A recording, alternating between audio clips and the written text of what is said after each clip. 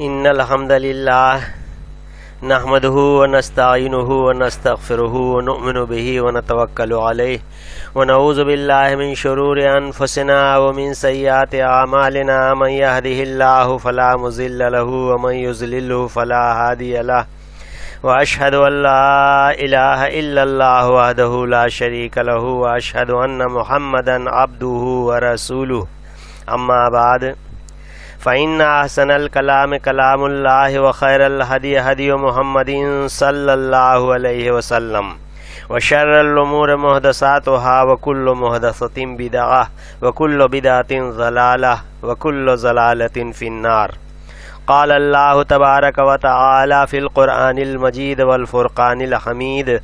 أعوذ بالله السميع العليم من الشيطان الرجيم. بسم الله الرحمن الرحيم. اللہ لا الہ الا هو لیجمعنکم الی یوم القیامۃ لا ریب فیہ. وقال اللہ تعالی فی موضع آخر الف لام میم اللہ لا الہ الا هو الحی القیوم. وقال اللہ تعالی فی موضع آخر وَإِن تَعُدُّوا نِعْمَةَ اللَّهِ لَا تُحْصُوهَا. اللهم صل على محمد وعلى آل محمد كما صليت على إبراهيم وعلى آل إبراهيم إنك حميد مجيد. اللهم بارك على محمد وعلى آل محمد كما باركت على إبراهيم وعلى آل إبراهيم إنك حميد مجيد. لا الہ الا اللہ لا الہ الا اللہ لا الہ الا اللہ لا الہ الا اللہ.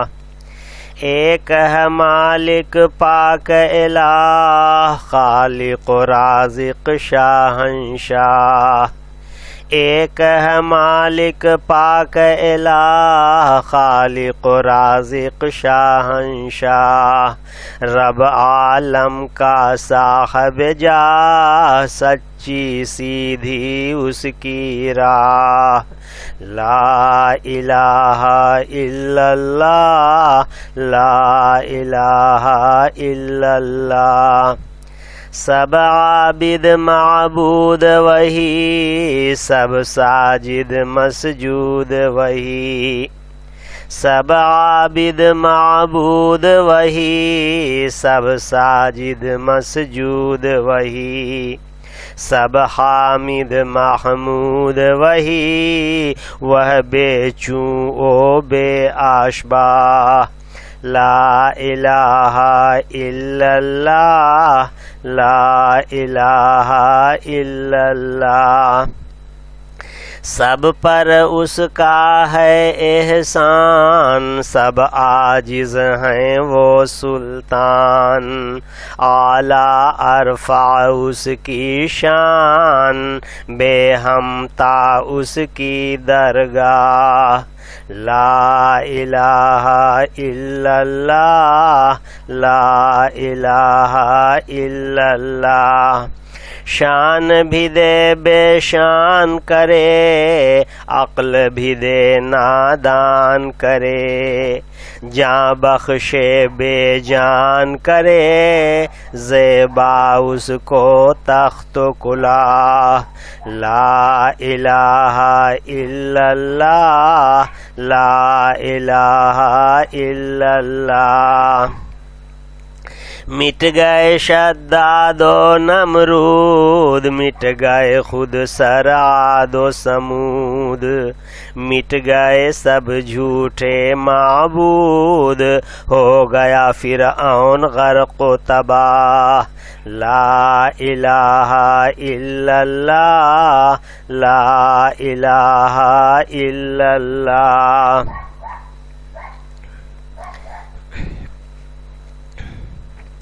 محترم بزرگوں، دوستوں اور عزیزوں،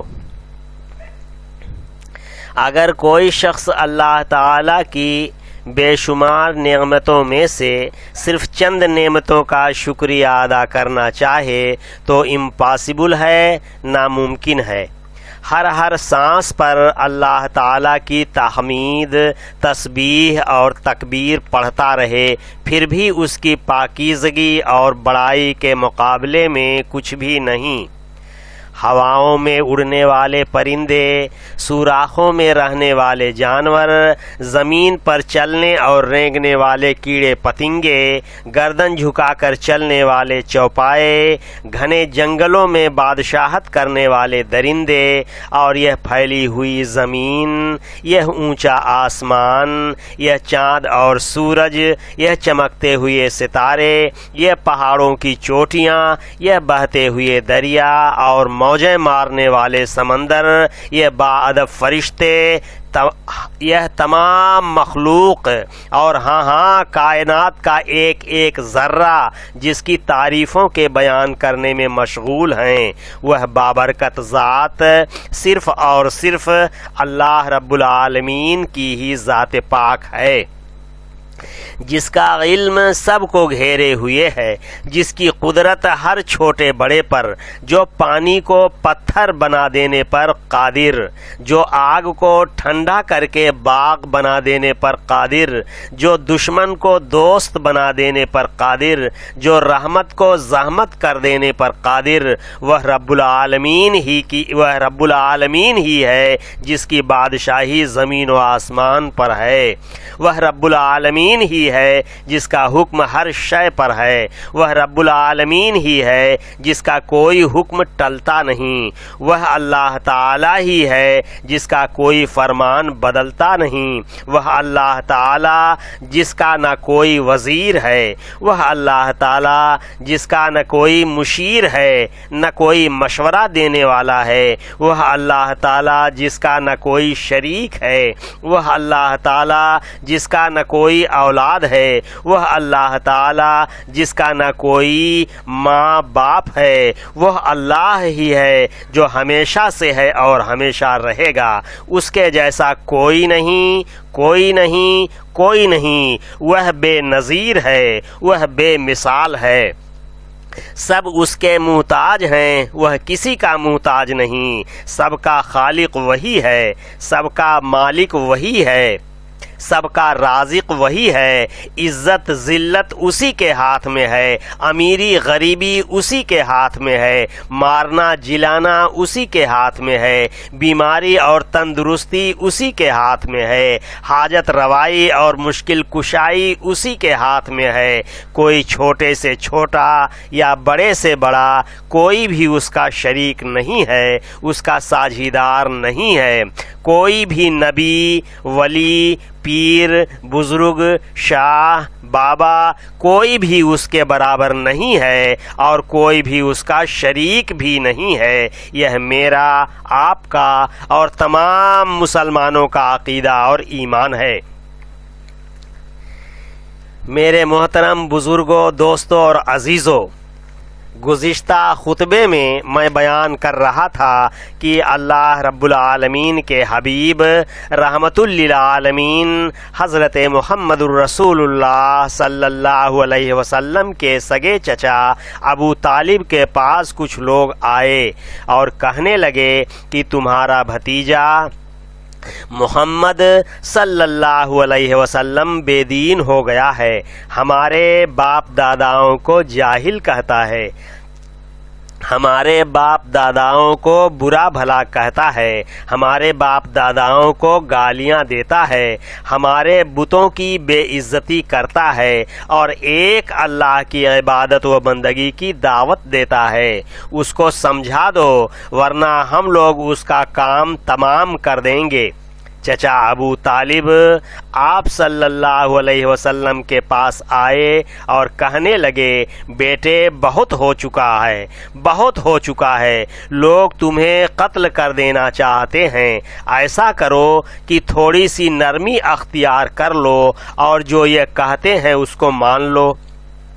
اللہ کے حبیب حضرت محمد الرسول اللہ صلی اللہ علیہ وسلم نے کیا کہا معلوم ہے آپ کو؟ اللہ کے رسول صلی اللہ علیہ وسلم نے جواب دیا کہ اے میرے چچا جان، اگر یہ لوگ میرے دائیں ہاتھ پر سورج بھی لا کر رکھ دیں اور بائیں ہاتھ پر چاند بھی لا کر رکھ دیں، پھر بھی محمد صلی اللہ علیہ وسلم اپنے اس توحید کی دعوت سے ہرگز نہیں پھر سکتا ہے۔ یہ تھا ہمارے پیارے نبی حضرت محمد الرسول اللہ صلی اللہ علیہ وسلم کا مکے کی سرزمین پر توحید کا اعلان اور شرک سے بیزاری۔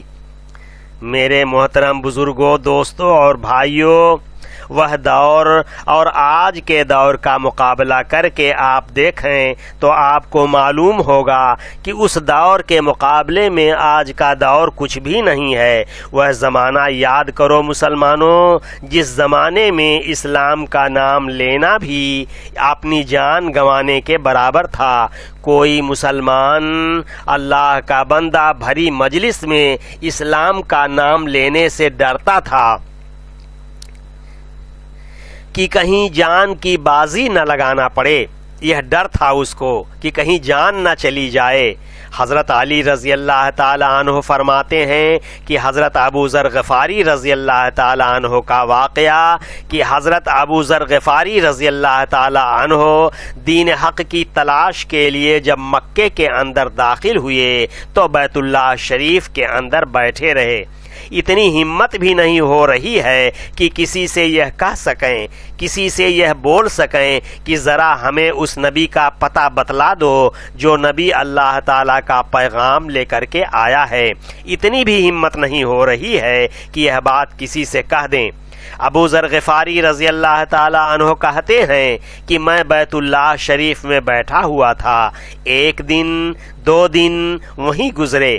حضرت علی بن طالب رضی اللہ تعالی عنہ نے دیکھا، کہا یہ بندہ مسافر اجنبی معلوم ہوتا ہے، اس کے اندر بھوکا پیاسا بیٹھا ہوا ہے۔ ہمت پڑی، پوچھا اس سے کہ بھائی کیا بات ہے، تم کون ہو، کیسے بیٹھے ہو؟ ابو ذر غفاری رضی اللہ تعالی عنہ کہتے ہیں کہ میں کانپ گیا کہ میں کیسے کہوں اور کیا بات بیان کروں۔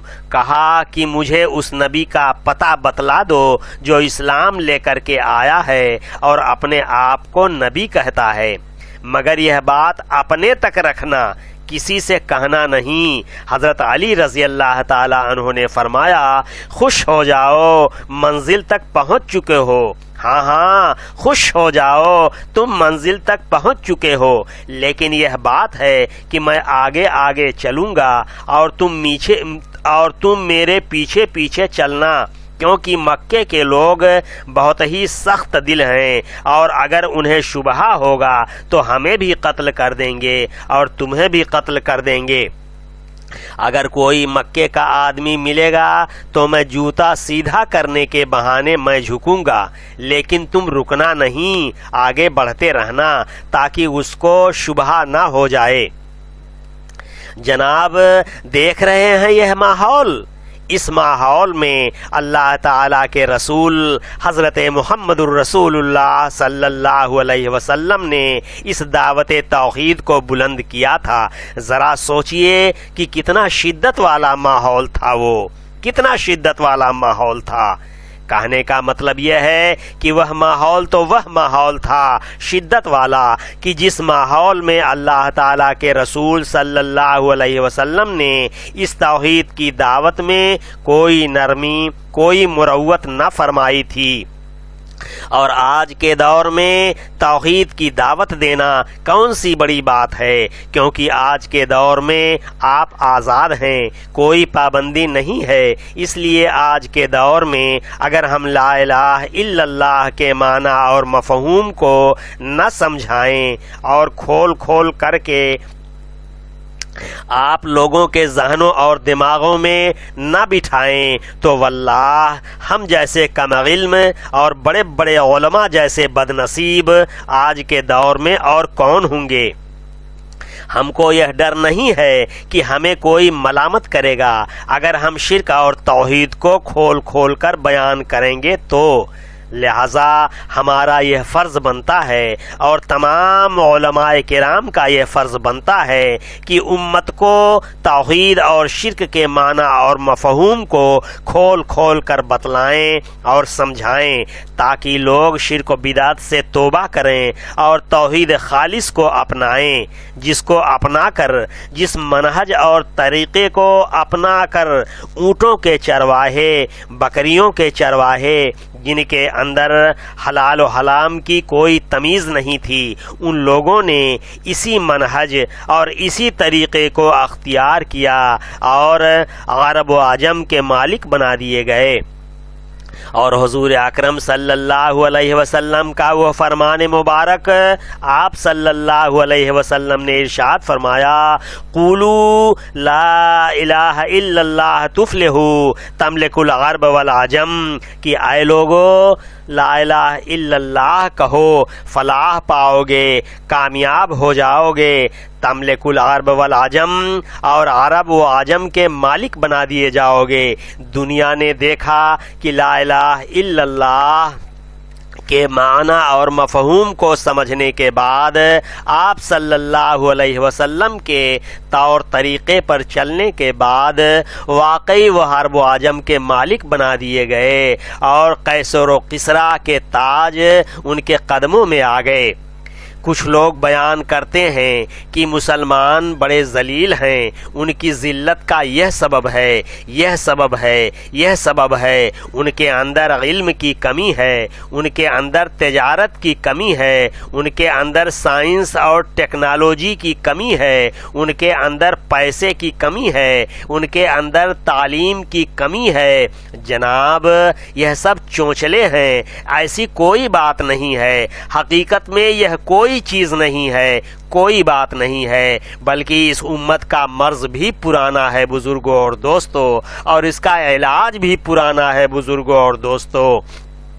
یہ امت انہی دواؤں سے ٹھیک ہو سکتی ہے جن دواؤں سے نبی رحمت صلی اللہ علیہ وسلم نے اپنی امت کا علاج کیا تھا، کیونکہ نبی رحمت صلی اللہ علیہ وسلم نے جس وقت کلمہ توحید کی صدا کو بلند کیا تھا کہ یا ایھا الناس قولوا لا الہ الا اللہ تفلحوا، کہ اے لوگو لا الہ الا اللہ کہہ لو، فلاح پاؤ گے، کامیاب ہو جاؤ گے، تملک العرب والعجم، عرب و عجم کے مالک بنا دیے جاؤ گے۔ اس وقت ملک عرب میں بے شمار قسم کی برائیاں پھیلی ہوئی تھیں، شرک، بدعت، چوری، بدکاری، بے حیائی، جھوٹ، شراب خوری، قمار بازی، جوا، لڑائی جھگڑے، قتل و غارت گری وغیرہ بے شمار برائیاں پھیلی ہوئی تھیں، لیکن نبی رحمت صلی اللہ علیہ وسلم نے تمام برائیوں کو نظر انداز کر کے سب سے پہلے کلمہ توحید کو سمجھایا، شرک سے منع فرمایا اور بے شمار مصیبتوں سے دوچار ہوئے۔ آپ صلی اللہ علیہ وسلم اور آپ کے صحابہ کرام رضوان اللہ علیہم پر بے شمار مصیبتیں آئیں، مگر صبر و استقامت کا دامن نہیں چھوڑا۔ المہم آج بھی معاشرے میں بے شمار برائیاں موجود ہیں، مگر سب سے پہلے کلمہ توحید کو ہی سمجھنا ضروری ہے۔ الغرض آج بھی اس امت کو اسی دوا کی ضرورت ہے جس سے آپ صلی اللہ علیہ وسلم نے اس امت کا علاج کیا تھا، اور وہ دوا ایسا بھی نہیں ہے کہ نبی رحمت جناب محمد الرسول اللہ صلی اللہ علیہ وسلم یوں ہی چھوڑ کر چلے گئے اور ہم کو بتلائے نہیں، بلکہ وہ دوا آپ صلی اللہ علیہ وسلم نے ہمیں صاف صاف بتلا دیا، اور آپ صلی اللہ علیہ وسلم نے فرمایا، بسم اللہ الرحمن الرحیم، ترکت فیکم امرین لن تضلوا ما تمسکتم بہما کتاب اللہ و سنتی، اور اے میری امت کے لوگوں، میں تمہارے درمیان دو چیزیں چھوڑ کے جاتا ہوں، جب تک تم ان دونوں چیزوں کو مضبوطی کے ساتھ پکڑے رہو گے لن تضلوا، ہرگز ہرگز گمراہ نہیں ہو سکتے ہو۔ اور وہ چیزیں ہیں، ایک اللہ تعالی کی کتاب قرآن مجید، اور ایک میری سنت، یعنی میرا طریقہ، میرا عمل، میرا قول، میرا فعل۔ جب تک اس کو مضبوطی کے ساتھ پکڑے رہو گے لن تضلوا، ہرگز ہرگز گمراہ نہیں ہو سکتے ہو۔ میرے محترم بزرگوں، دوستوں اور عزیزوں، آج ہم نے اپنے عقیدے کے اندر بھی فساد پیدا کیا ہوا ہے اور اپنے عمل کے اندر بھی فساد پیدا کیا ہوا ہے۔ دو طرفہ شیطان نے ہمیں گمراہ کیا ہے۔ کچھ لوگ اپنے عقیدے کی صحت کا اور اپنے عقیدے کی درستگی کا دعویٰ کرتے ہیں کہ ہمارے عقیدے تو بڑے صحیح ہیں اور ہم تو کتاب و سنت والے ہیں۔ بڑی بڑی تنظیمیں، بڑی بڑی تحریکیں، بڑی بڑی جماعتیں ہیں، بڑے بڑے لوگ ہیں، لیبل لگا ہوا ہے کتاب و سنت کا، کتاب و سنت کا لیبل لگا ہوا ہے، لیکن اس کے در پردہ جو کام کیا جاتا ہے ایسا گھنونا کام کیا جاتا ہے کہ واللہ ایک مومن موحد کی روح کانپ کے رہ جاتی ہے کہ جس طرح سے امت کو دھوکہ دیا جاتا ہے کتاب و سنت کے حوالے سے۔ میرے محترم بزرگوں، دوستوں اور بھائیوں، کتاب و سنت کو اختیار کرو اپنے عقیدے کی درستگی کے لیے اور اپنے اعمال کی درستگی کے لیے، یہ بے حد ضروری ہے۔ اور اس کے لیے آپ لا الہ الا اللہ اور محمد الرسول اللہ صلی اللہ علیہ وسلم کے معنی اور مفہوم کو آپ لوگ اچھی طرح سے سمجھیں۔ اب رہی بات عبادت کی کہ عبادت کیا ہے۔ عبادت نماز، روزہ، حج، زکوٰۃ ہم سمجھ بیٹھے ہیں کہ بس یہی عبادت ہے اور اس کے آگے پیچھے کوئی چیز نہیں ہے۔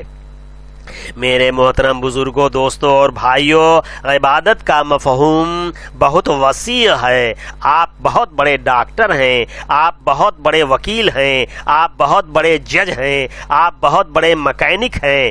مثال کے طور پر آپ کو یہاں پر بلایا گیا کہ آپ موٹر درست کریں، یا یہ مائکروفون ہے، آپ اس کے مکینک ہیں۔ ظاہر ہے کہ آپ کو اس کے لیے بلایا گیا کہ آپ اس کو ٹھیک کریں۔ آپ کو پتہ ہونا چاہیے یا آپ کو یہ علم ہونا چاہیے کہ یہ پارٹ کہاں لگایا جائے، اس کا یہ وائر کہاں لگایا جائے، یعنی اس مائکروفون کے اجزاء کو کہاں لگایا جائے اور کیسے فٹ کیا جائے، اس کا علم ضروری ہے کہ نہیں ضروری ہے، اس کی جانکاری ہونا ضروری ہے کہ نہیں ضروری ہے۔ یہ مثال ہے جو میں نے آپ کے سمجھنے کے لیے دی ہے۔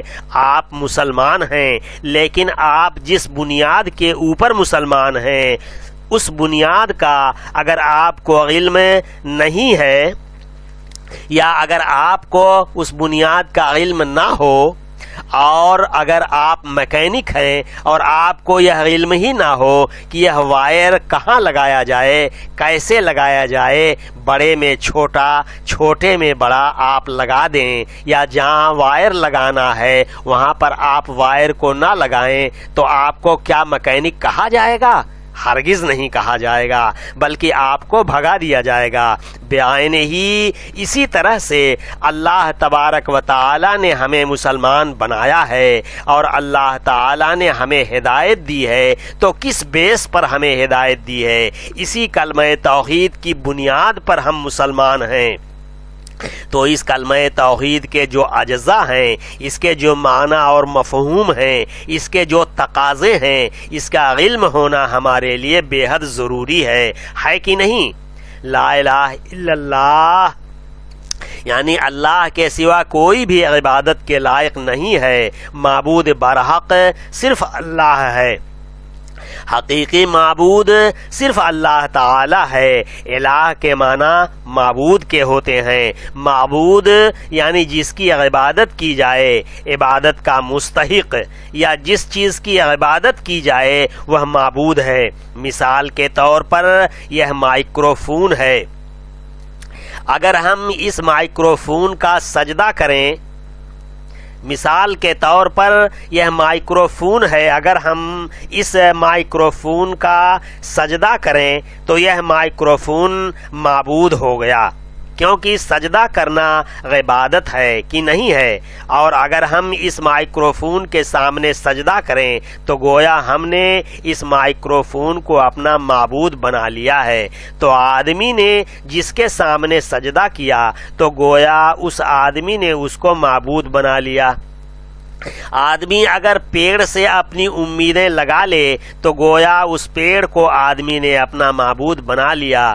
آدمی اگر کسی پتھر کے سامنے کھڑے ہو کر اس سے بنتی کرے، اس سے اپنی امیدیں رکھے تو گویا اس آدمی نے اس پتھر کو اپنا معبود بنا لیا ہے۔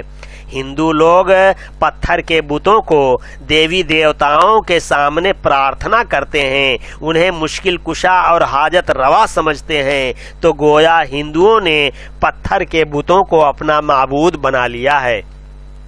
اب یہاں آپ کو یہ سمجھنے کی ضرورت ہے کہ وہ اعمال کیا ہیں جنہیں عبادت کہا جاتا ہے۔ لہذا ضروری ہے کہ ہم یہ چیزیں سمجھیں کہ وہ کون سی چیزیں ہیں جو عبادت کے اندر شامل ہیں،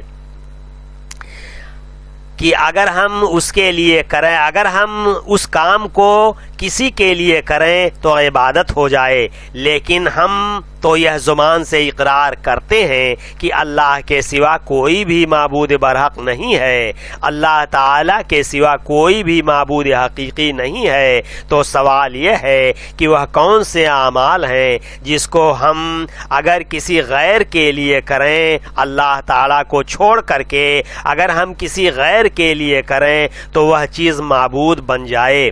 وہ کون سا عمل ہے؟ سمجھ میں بات آ رہی ہے کہ نہیں آ رہی ہے؟ میں کوئی فلسفہ اور منطق کی بات نہیں کر رہا ہوں، سیدھی سادھی باتیں ہیں۔ اگر آپ دھیان سے سن کر اپنے ذہنوں اور دماغوں میں بٹھا لیں تو انشاءاللہ تعالی کافی ہے، آپ کے سمجھ میں یہ بات آ جائے گی۔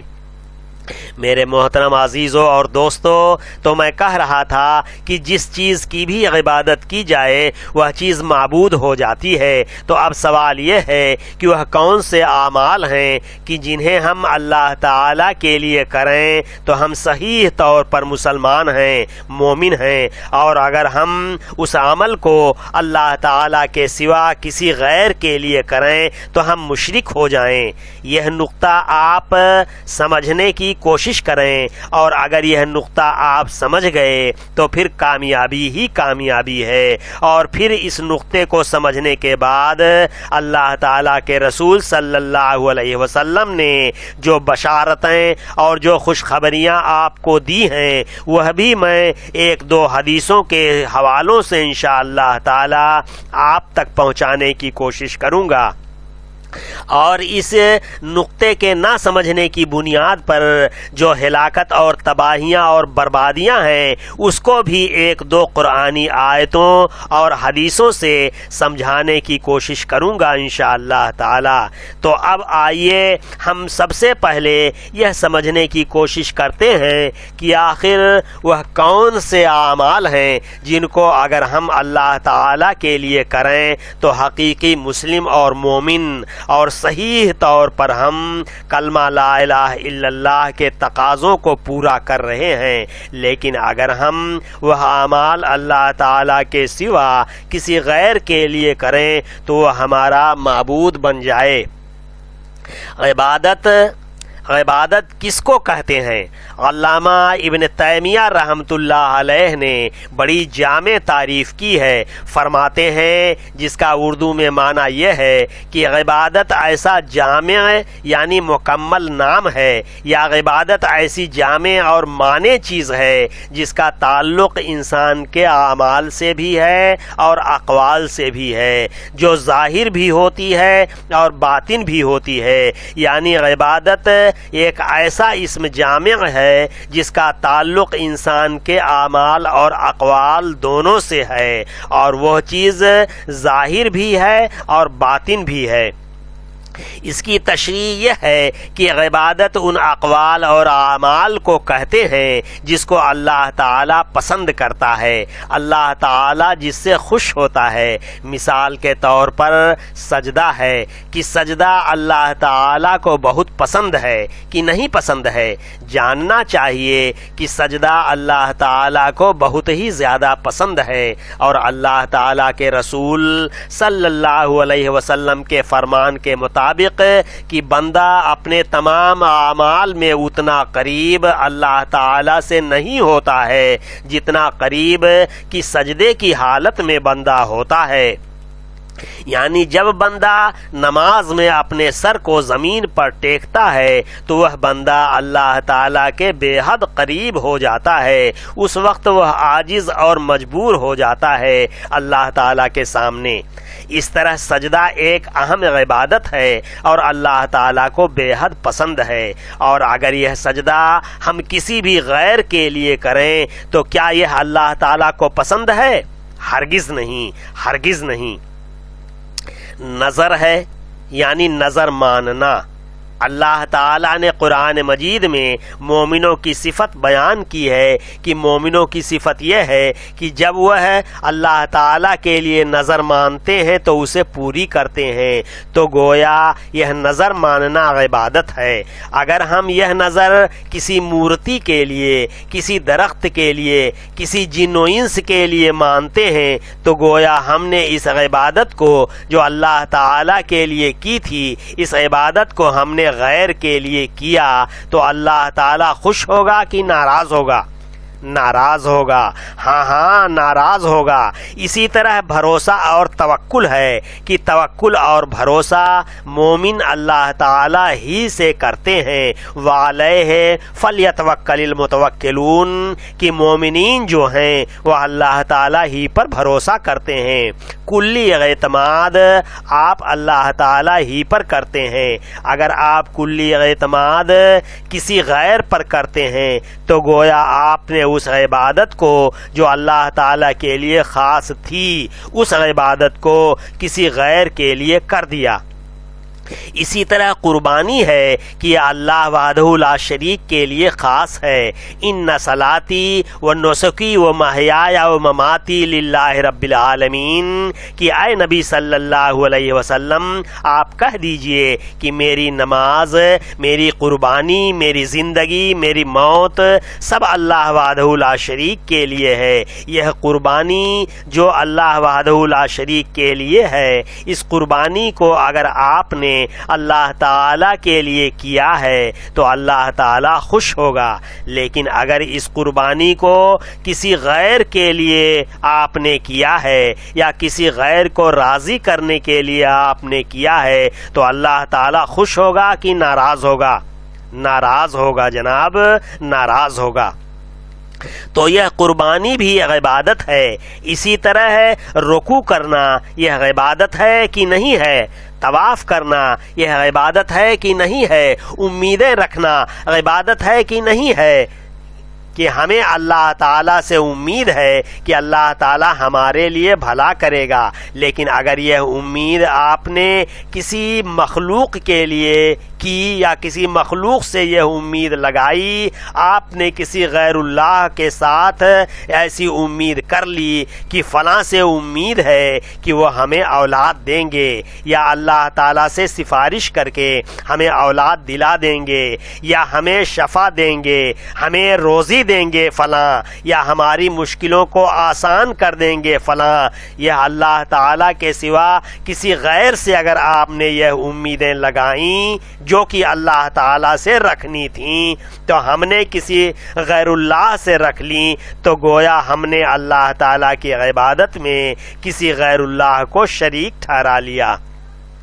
اسی طرح خشیت ہے کہ ڈرنا صرف اللہ تعالیٰ سے چاہیے، لیکن اگر کوئی آدمی کسی مخلوق سے ڈرے تو گویا اس نے اللہ تعالیٰ کی عبادت میں کسی مخلوق کو شریک ٹھہرا لیا۔ اور آج نہ جانے کتنے لوگ ہیں مندروں کے اندر ہندو ہیں جو پنڈت جی کے بتلانے پر پوجا پاٹ میں مگن ہیں، اور وہ لوگ جو اپنے آپ کو مسلمان ہونے کا دعویٰ کرتے ہیں وہ لوگ بھی غیر اللہ کے لیے ایسے تمام کام کرتے ہیں جو صرف اللہ وحدہ لا شریک کے لیے کرنا چاہیے، مگر وہ کم علم ہیں، جاہل ہیں، توحید کو نہیں سمجھتے ہیں۔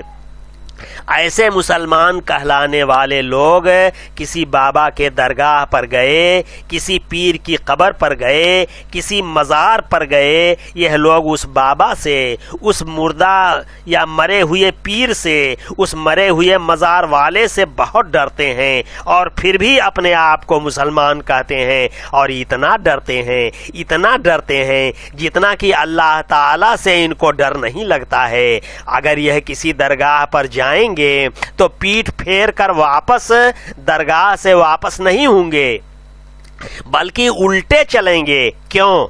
کیونکہ ان کو یہ ڈر ہے کہ ہم سے اگر کوئی گستاخی ہو گئی تو بابا کی نظر جلالی اٹھے گی اور ہمارے تمام اعمال برباد ہو جائیں گے، اور ہم جن امیدوں کے ساتھ آئے تھے ان امیدوں پر ہمارے پانی پھر جائے گا۔ اس قدر خوف اور دہشت آج کے کچھ مسلمانوں کے دلوں میں رہتا ہے۔ تو میرے محترم بزرگوں اور دوستوں،